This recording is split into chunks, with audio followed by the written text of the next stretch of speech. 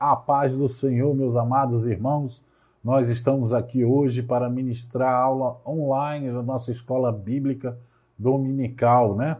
Nós estamos no online porque com essa quarentena aí nós não estamos tendo cultos públicos, né? Nem estudos públicos. Então nós vamos usar a ferramenta que Deus nos deu, que com certeza vai ser bênção para a sua família, para a sua casa, para a sua edificação. Vamos orar ao Senhor para dar início à nossa escola bíblica dominical nesse domingo abençoado. Oremos. Senhor, nosso Deus e nosso Pai, nós te agradecemos, Senhor, porque Tu está nos controle de todas as coisas, Senhor, nada escapa, Senhor, ao seu controle, Senhor. Por isso nós te rendemos graça nessa manhã, Senhor. Queremos te pedir uma bênção especial, Senhor, sobre a Tua igreja, Senhor, sobre a Tua escola bíblica dominical, Senhor. Vem abrir o nosso entendimento, que o Espírito Santo venha trabalhar em nossos corações para compreendermos a Tua palavra, Senhor. Assim nós oramos e te agradecemos em nome de Jesus. Amém. Meus amados irmãos, quero lembrar os irmãos que a nossa nova revista do próximo trimestre já se encontra em nossa igreja. Os irmãos podem passar lá hoje a partir das 6 horas, principalmente os professores, para estar recebendo a revista já para quando voltarem às aulas públicas, os irmãos já estejam prontos, os professores estejam prontos, principalmente os professores podem adquirir a revista muito boa, fala sobre a carta aos Efésios. Então não deixe de adquirir a sua revista, procure-nos na igreja, hoje a partir das 6 horas. Mas vamos à nossa lição de número 13, né? A lição é a última do trimestre, do primeiro trimestre de 2020, e fala do novo homem em Jesus Cristo, né? Como é que nós possamos ser um novo homem, uma nova mulher em Jesus Cristo. Vamos ao texto áureo. Texto áureo. Até que todos cheguemos à unidade da fé, ao conhecimento do Filho de Deus, a varão perfeito, à medida da estatura completa de Cristo. Efésios 4:3. Verdade prática. A salvação em Jesus Cristo leva-nos à perfeição espiritual, moral e ética, porque ele, embora Deus, foi o mais perfeito e completo dos seres humanos. A leitura bíblica em classe se encontra no Evangelho de João, no capítulo 3, nos versículos de 1 a 16, que diz assim: Havia entre os fariseus um homem chamado Nicodemos, príncipe dos judeus. Este foi ter a noite com Jesus e disse-lhe: Rabi, bem sabemos que é mestre vindo de Deus, porque ninguém pode fazer estes sinais que tu fazes se Deus não for com ele. Jesus respondeu e disse-lhe: Na verdade te digo, que aquele que não nascer de novo não pode ver o reino de Deus. Disse-lhe Nicodemos: Como pode alguém nascer sendo velho? Pode porventura tornar-se a entrar no ventre de sua mãe e nascer? Jesus respondeu: Na verdade vos digo, que aquele que não nascer da água e do Espírito não pode entrar no reino de Deus. O que é nascido da carne é carne, o que é nascido do Espírito é Espírito. Não te maravilheis de ter dito: necessário vos é nascer de novo. O vento assopra onde quer e ouves a sua voz, mas não sabes de onde vem, nem para onde vai. Assim é todo aquele que é nascido do Espírito. Nicodemos respondeu e disse: Como pode ser isso? Jesus respondeu e disse: Tu és mestre em Israel e não sabes isto? Na verdade te digo que nós dissemos o que sabemos e testificamos o que vimos, e não aceitais o vosso testemunho?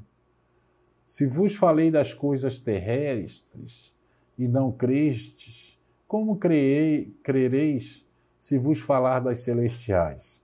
Ora, ninguém subiu ao céu, senão o que desceu do céu, o Filho do homem que está no céu. E como Moisés levantou a serpente no deserto, assim importa que o Filho do homem seja levantado, porque todo aquele que nele crê não pereça, mas tenha a vida eterna. Porque Deus amou o mundo de tal maneira que deu seu Filho unigênito para que todo aquele que nele crê não pereça, mas tenha a vida eterna. Amém. O ponto central diz que a salvação em Cristo gera um novo homem. Ou seja, só através de Cristo eu posso me tornar um novo homem, um homem melhor, né? Que nós vamos aprender na lição de hoje. Então, louvamos a Deus por mais um trimestre, né? Que se encerra hoje, né? Tivemos um trimestre bem edificante, né? Onde nossa fé foi fortalecida, onde aprendemos e reafirmamos verdades básicas da nossa vida cristã. Vejamos um pequeno resumo, né, das lições do trimestre que passamos. Então, na lição de número 1, nós aprendemos sobre Adão, o primeiro homem, né? Que o homem não é mero detalhe no universo. O ser humano é uma obra-prima de Deus. E Deus é que cria o homem e mantém o homem assim como mantém todas as coisas. Na lição de número 2, nós vimos a criação de Eva, a primeira mulher, e aprendemos que ela é tão importante quanto o homem.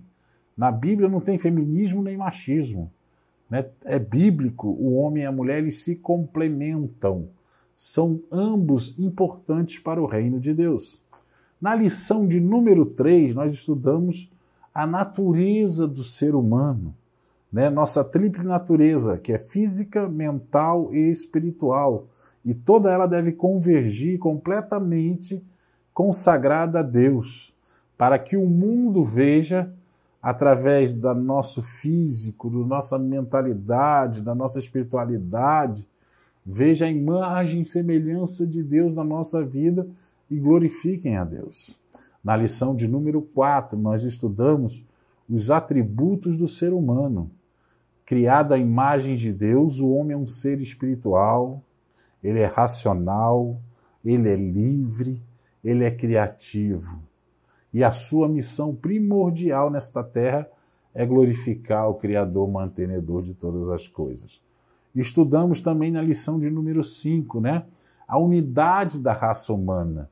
Apesar de muitas línguas, povos e nações, toda a humanidade provém de um único casal, Adão e Eva. Nesse sentido, somos todos irmãos. Toda a humanidade se liga através do único casal que é Adão e Eva. Na lição de número 6, aprendemos sobre a sexualidade humana, né? Que a sexualidade humana tem objetivo a união de um homem e de uma mulher no casamento.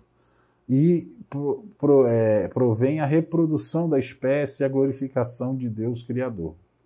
No 7º, nós estudamos a queda do ser humano. Ao pecar contra Deus, o homem perdeu o domínio sobre a criação, né? E tornou-se vulnerável à morte. Mas em Cristo, porém, nós temos o reino e a vida eterna. Na lição de número 8, né, nós aprendemos o início da civilização humana, né? Uma das missões do ser humano é povoar a terra, dominar os animais, dominar a criação que Deus criou, as coisas para nós, cuidar do que Deus criou, né? E fundar uma sociedade que glorifique o reino de Deus, o nome de Deus. Na lição de número 9, nós aprendemos o primeiro projeto de globalismo, né? O globalismo, essa teoria que afronta os propósitos de Deus quanto ao povoamento da terra, ou seja, o homem buscando o seu próprio caminho, longe, distante de Deus. Na lição de número 10, né, nós vimos que só o Evangelho tem o poder de mudar a cultura humana. A consequência do pecado, não há nenhuma cultura, né, por causa do pecado, não há nenhuma cultura inocente nem inofensiva. Todos eles, todas as culturas, povos e nações necessitam ser transformados pelo Evangelho de Cristo. Na lição de número 11, nós aprendemos sobre o homem do pecado, né? O anticristo, né? Que é a encarnação máxima da maldade, né? A Bíblia prevê o surgimento desse homem, mas também já prevê e já decreta a sentença dele que ele será destruído pelo Senhor Jesus Cristo, o homem perfeito. Na lição de número 12, nós estudamos sobre Jesus, o homem perfeito, que ele é verdadeiro homem, verdadeiro Deus. O Senhor Jesus, ele é igual ao Pai, é semelhante a nós. Sua divindade e humildade não são aparentes, mas são reais, perfeitas e plenas. Então, Deus é 100%, Jesus é 100% Deus e é 100% humano. Amém? Então, esses foram um resumo, né, das lições que nós aprendemos. E hoje voltamos aqui à nossa lição de número 13, o novo homem em Jesus Cristo. Né? O nascimento do novo homem. No texto bíblico básico, né, nós lemos que Jesus ensinou a Nicodemos, um renomado mestre da lei, que o novo homem não é gerado nem da carne, nem do sangue, mas de Deus, da água e do Espírito. Né? A gente vê aí que muitas vezes as pessoas tentam, né, por seus próprios esforços e jeito, né, tentar um jeito de ser um homem perfeito, um homem digno, um homem responsável, com as suas forças, fazer as coisas certinhas, mas isso realmente não adianta. O que adianta é a pessoa se entregar a Cristo, né? Não nascer da carne nem do sangue. A carne e o sangue dele não servem para nada. Ele necessita nascer da água e do Espírito, ou seja, nascer de Deus, para que seja um novo homem, uma nova mulher na presença de Deus, né? No prólogo do seu evangelho, o apóstolo João afirma que o novo homem em Cristo é, antes de tudo, uma criação espiritual, não gerado nem de sangue nem de carne, mas de Deus. João 1, 12, 13, que diz: mas todos os quanto receberam a Cristo, deu-lhes o poder de serem feitos filhos de Deus, aos que creem no seu nome, ao qual não nasceram do sangue, nem da vontade da carne, nem da vontade do homem, mas de Deus. Então, nós que recebemos a Cristo, nós temos o poder de ser transformado. É o milagre da conversão, é o milagre do novo nascimento. Você é uma nova criatura, as coisas velhas se passaram, eis que tudo se fez novo. Oh, glória a Deus, maravilha de Deus, né? Você antes andava desgarrado, perdido no mundo, andava na força do teu braço. Hoje não, hoje você é lavado e remido no sangue de Jesus. Você é uma nova criatura para a honra e glória do nome de Jesus. Apesar do pecado do primeiro Adão, nós podemos renascer em Deus através dos méritos de Jesus, o último Adão. Ou seja, quando eu nasço do Espírito, né, da água e do Espírito, como eu nasço de Deus, a partir daí eu passo a viver em novidade de vida. Mas isso quer dizer que o pecado de Adão, o primeiro Adão, não quer dizer que ele sumiu. Que a consequência do pecado de Adão, ela continua na minha vida. É o que a gente chama de nosso lado pecaminoso, nosso lado carnal. Né? A partir daí a gente passa a viver aquele duelo, né, entre a carne e o espírito. Mas nós somos diferentes da pessoa que não aceitou a Cristo. A pessoa que não aceitou a Cristo, ela só tem o carnalidade na vida dela. Ela precisa se render a Cristo para ter o espiritual restaurado com Deus. Então ela anda no carnal, vive no carnal, age no carnal. Agora o crente convertido não. Ele tem o Espírito Santo de Deus. Eu costumo dizer que o crente ele só peca se ele quiser, porque ele tem o Espírito Santo dele. Então não adianta esse negócio de dizer: ah, eu não suportei, eu não aguentei, eu tive que pecar. Se ele é nascido de Deus, novamente ele resiste ao pecado. Ele vence o pecado, porque ele já não tem mais só a natureza pecaminosa, ele tem a natureza de Cristo. Ele nasceu da água e do Espírito. Ele é uma nova criatura. Continuando. A atuação interior do espírito, do interior do ser humano é o milagre mais expressivo que Deus pode operar na nossa vida. Ao nascer de novo, o homem experimenta um novo Gênesis, uma comunhão plena com o Pai Celeste, Romanos 8,16. O mesmo Espírito testifica com o nosso espírito que somos filhos de Deus. Ou seja, o Espírito Santo de Deus testifica com o nosso espírito, confirma com o nosso espírito que nós somos filhos de Deus. Você experimentou uma comunhão plena com Deus. Porque o homem, né, lá no original, ele foi criado perfeito, né? Só que aí veio o pecado. E o elo que ele tinha com Deus se rompeu.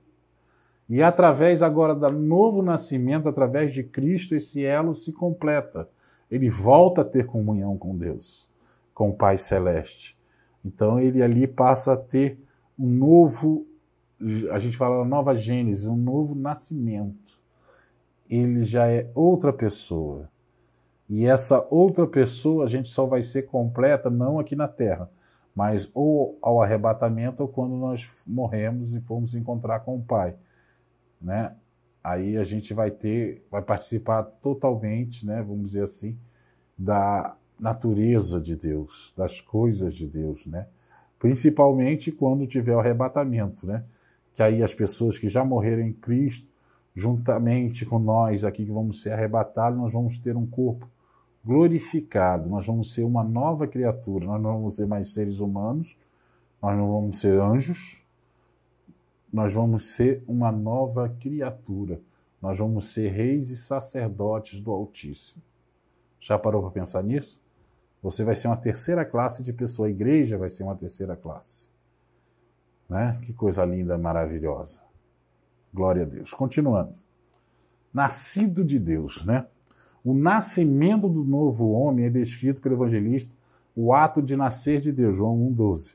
Isso implica na aceitação pela fé do plano da salvação que o Pai Celestial elaborou antes da fundação do mundo. Tornar-se uma nova criatura em Cristo é o auge da bem-aventurança, conforme 2 Coríntios 5,17, Gálatas 6,15. Logo, nascer de Deus é tornar-se filho de Deus pela fé. Ou seja, antes de Deus criar o mundo, de criar todas as coisas, antes da fundação do mundo, Deus já tinha o seu plano de salvação arquitetado, já tinha o Cordeiro que foi morto desde a fundação do mundo, ele já tinha preparado tudo. E ele cria todas essas coisas já com a intenção de perdoar, de regenerar o homem, de trazer redenção para a vida do homem, de fazer você nascer de novo em Cristo. Então, a partir do momento que você aceita o plano da salvação, que é o arrependimento, né? Primeiro você se arrepende, depois você confessa os seus pecados, se entrega a Cristo, aí sim você passa a ser uma nova criatura, passa a viver as coisas de Deus, passa a ser um ser espiritual em plena comunhão com Deus. E pela fé, você passa a ser filho de Deus. Nicodemos não entendeu isso, né? Ou até entendeu, né? Só que ia ser muito puxado para ele abrir mão de toda a sinagoga, de tudo que ele sabia, dos seus cargos, da sua política, né? E seguir a Jesus.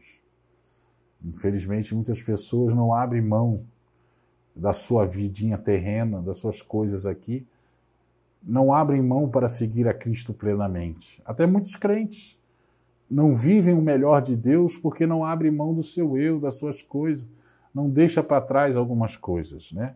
Aquele crente que carrega várias coisas do mundo ainda na sua vida, na sua natureza, mas que Deus nos ajude a, pela fé, renascermos de Deus, né? Sermos filhos de Deus pela fé. Continuando aí, o tópico 3, nascido da água. O batismo da água só tem um efeito salvador quando recebido pela fé. Nós sabemos que o batismo nas águas não salva ninguém, né? O batismo nas águas é um testemunho para o mundo. Eu estou mostrando para o mundo que eu vou morrer para Cristo e vou morrer para o mundo e vou nascer para Cristo. Então ele só tem valor salvífico quando a pessoa com fé acredita que realmente ali eu vou morrer e os meus pecados vão-se embora, eu vou ser uma pessoa nova, mas isso simbolizando, né, a morte de Cristo. E ela renasce espiritualmente para receber o Senhor como Senhor e Salvador da sua vida. Dessa forma se cumpre o que Paulo escreveu, asseverando que Jesus nos salvou mediante o lavar regenerador e renovador do Espírito Santo. Dessa experiência ressurge o novo homem, Jesus Cristo. Então você vê ali que no batismo o Espírito Santo, na forma de água ali, ele está limpando, tirando tudo que não provém dele, né? Aniquilando, né? Ou seja, te revestindo, né? A gente vê que Jesus, quando foi batizado por João, ele não queria ser batizado, João não queria batizar ele, disse que seria necessário para cumprir toda a justiça, e quando Jesus foi batizado, o Espírito Santo vem e confirma o ministério de Cristo sobre a vida dele. Da mesma forma, o Espírito Santo, com certeza, meu amado irmão, quando você se batiza, quando você desce as águas batismais com fé, com o coração ali, o Espírito Santo vem, te enche, te consola, te transforma, age ali e você nasce das águas uma nova pessoa. Mas isso eu volto a dizer, se não for feito com fé, né, não vai ter resultado. Porque nada que nós fizemos com fé, sem fé, né, é impossível agradar a Deus. Então temos que fazer tudo com fé. Então, até o batismo nas águas, o pecador tem que estar ciente do momento especial que é, né? Não podemos negligenciar o batismo com águas. Continuando. Nascido do Espírito. A regeneração só é possível através da atuação do Espírito Santo na vida do pecador arrependido. Né? Nós, né, estávamos perdidos, desgarrados, seguindo os nossos caminhos. De maneira nenhuma da minha cabeça eu queria buscar a Deus. Eu necessito da atuação do Espírito Santo na minha vida para que ele atue, ele que convence o homem do pecado, do juízo e da vida eterna. O pecado, da morte e do juízo. Então, o Espírito Santo é que convence o homem ou a mulher de Deus. Não adianta você chegar lá na sua força e tentar converter a pessoa, não adianta. É o Espírito Santo que convence a pessoa. É ele que vai operar no coração do novo convertido. É ele que vai fazer a regeneração.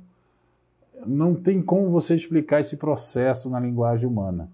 Somente a partir do milagre da salvação, ação soberana, né, em nossa alma, é que o novo homem em Cristo torna-se possível. Gálatas 6,15. Aí sim nós temos uma genuína conversão. O novo homem não nasce do sangue nem da carne, mas de Deus, da água e do Espírito. Então nós aprendemos nesse primeiro tópico aqui que não adianta você tentar com a sua própria força, com sua própria inteligência chegar a Deus. Depende que Deus chegue a você através do Espírito Santo tocando no coração do pecador para que ele vá a Cristo e assim nasça da água e do Espírito e seja uma nova criatura. A justificação do novo homem. O novo homem nasce através da fé em Jesus Cristo num contexto de injustiça e pecado. Por isso precisa de um novo status diante do tribunal de Deus, que é a justificação pela fé. Justificação é o ato ou efeito de justificar-se. Justificação significa perdão, limpeza de toda a minha culpa ou penalidade merecida pelos pecados cometidos através da fé em Cristo, que assumiu a culpa pelos meus pecados e pagou o preço morrendo em seu lugar. Gálatas 2,16.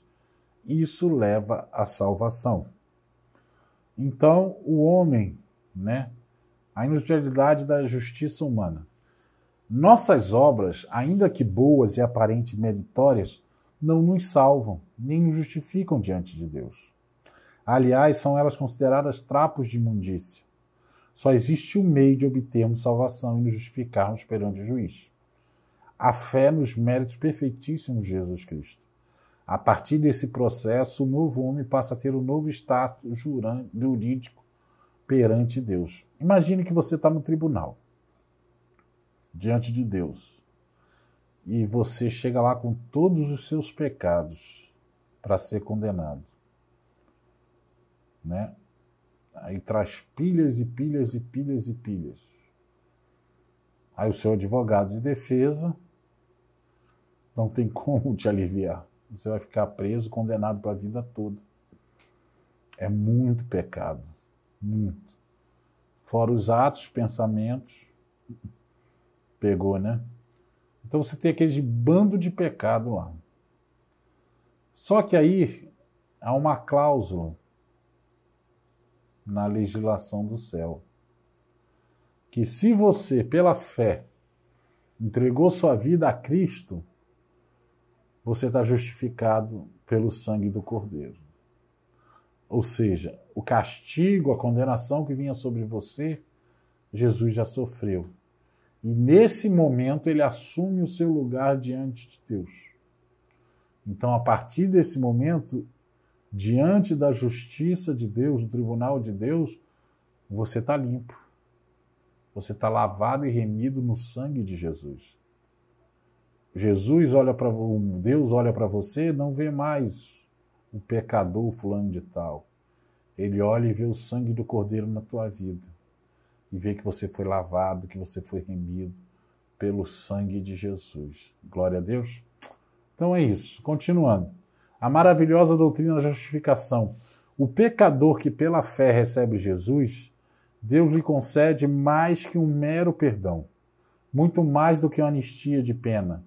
Concede o status de justo, pois a sua justiça de Cristo muda por completo sua situação jurídica no céu do réu. Este completamente perdoado seus pecados, inteiramente apagado. Então, por isso, hoje nós temos autoridade. O diabo não tem poder para lançar na sua cara pecado nenhum, porque o Cristo já te justificou e a partir daquele momento você é santo. Você é limpo, você tem acesso ao trono de Deus. Você pode repreender os demônios, porque você é puro, você é santo. Por Cristo Jesus, pelo sangue do Cordeiro que está na sua vida. Então, você está limpo. Ninguém mais pode acusar. A Bíblia diz, quem tentará acusação contra os eleitos de Deus? É Deus que os justifica. Glória a Deus. Então, é muito maravilhosa a doutrina da justificação. Continuando, o novo homem é justo. A partir da sua conversão, o pecador passa a ser visto por Deus como um ser que jamais tivesse cometido qualquer injustiça. De agora em diante, é justo aos olhos de Deus. Haja vista que houve um ladrão na cruz que creu no sacrifício de Jesus e foi salvo. Estava lá preso, condenado pela sociedade, pelos seus próprios pecados, mas na cruz ele reconheceu o Salvador, entregou sua vida a Cristo e foi salvo para a honra e glória do nome de Jesus. Então, o novo homem foi justificado pela fé em Jesus Cristo, num contexto, numa vida de justiça e pecado, ele foi resgatado, foi justificado pela sua fé em Cristo. Continuando. A santificação do novo homem. Ao contrário da regeneração, que é um ato instantâneo, a santificação é um processo que demanda toda a nossa vida até alcançarmos a estatura de varões perfeitos. Então agora entra um novo rumo para a nossa vida, uma nova direção, que é a santificação. A Bíblia diz que sem santificação ninguém verá o Senhor. Então, a partir que eu sou um novo homem, uma nova mulher, o que eu devo fazer? Buscar a santificação. No exato momento, a santificação como posicionamento, no exato instante da sua conversão, o pecador arrependido passa a ser visto não apenas como justo, mas também como santo por Deus e pela igreja. Já está separado do mundo, torna-se propriedade exclusiva do Senhor.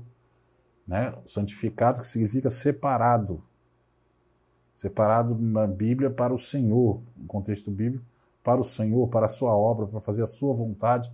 Ele não vai viver mais para ele, para o seu eu. Ele vai viver para Cristo, né? Então, já separado do mundo, torna-se propriedade exclusiva do Senhor.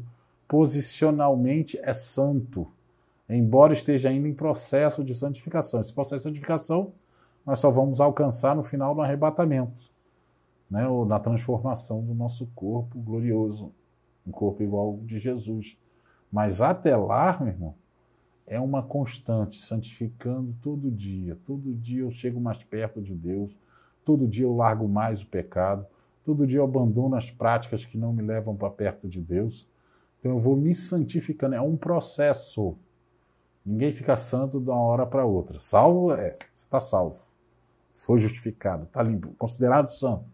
E agora você toma um posicionamento na sua vida. Toma uma atitude na sua vida. Quer se santificar cada dia mais. A Bíblia exorta você a santificar. Né? Volto a dizer, sem santificação ninguém verá a Deus. Muito forte, né? Continuando. A santificação como processo. O novo homem em Cristo, ainda que seja visto como santo e realmente o é, terá que submeter-se ao longo e disciplinado processo de santificação, até que venha alcançar a estrutura de filho de Deus. Na santificação do novo homem, a palavra de Deus é imprescindível, pois nos conduz ao ideal cristão, perfeito e santidade, para que em tudo sejamos semelhantes a Deus. Então nós temos aí Provérbios 4:18, Efésios 4:13, Gênesis 17:1, Mateus 5:48, 1 Pedro 1:16, todos eles dizendo que a nossa posição agora é um processo de santificação. Você está em processo. Deus está te moldando cada dia mais para você ser um varão perfeito, uma pessoa santa.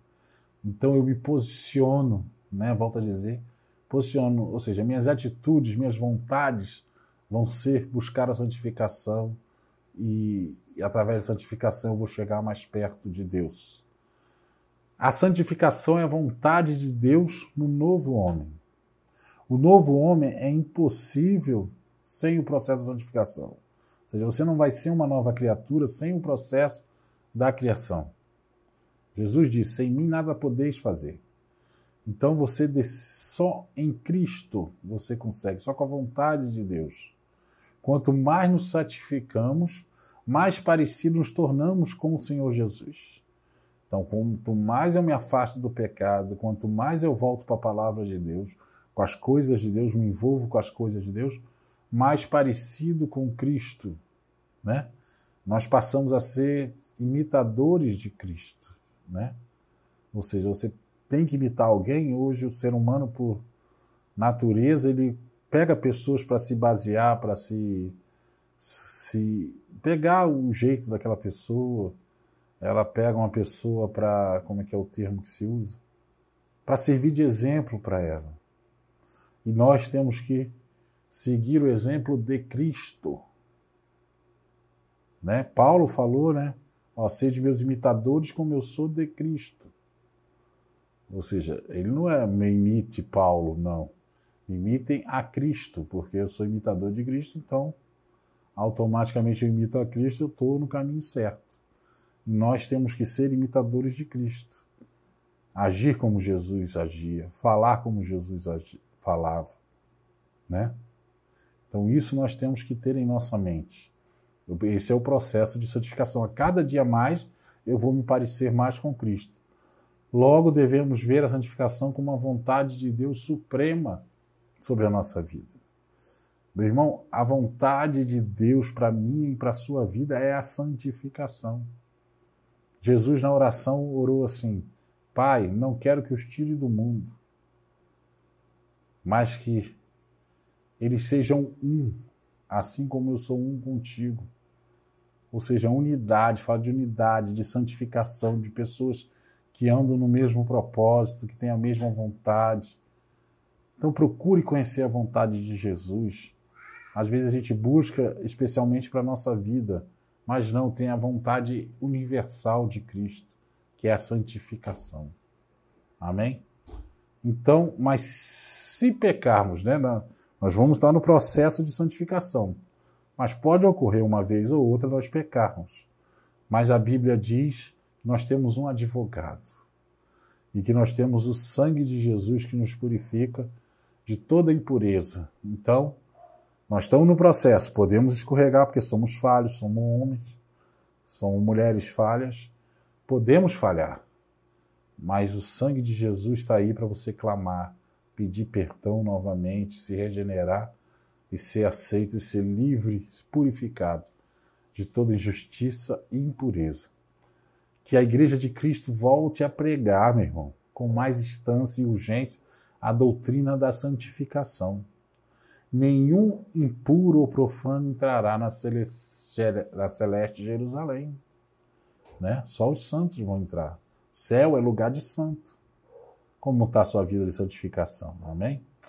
A santificação é um processo, nós aprendemos, que demanda toda a nossa vida até alcançarmos a estrutura de varões perfeitos. Conclusão. Quem recebeu Jesus como seu Salvador e Senhor, tomou a melhor decisão da sua vida, pois os seus pecados, né, recebeu com fé, né, pois os seus pecados foram apagados por Cristo. A nova vida em Jesus é um presente de Deus. E quando do arrebatamento da igreja, você será semelhante ao Senhor, porque esta é a promessa que ele nos fez por intermédio do apóstolo João.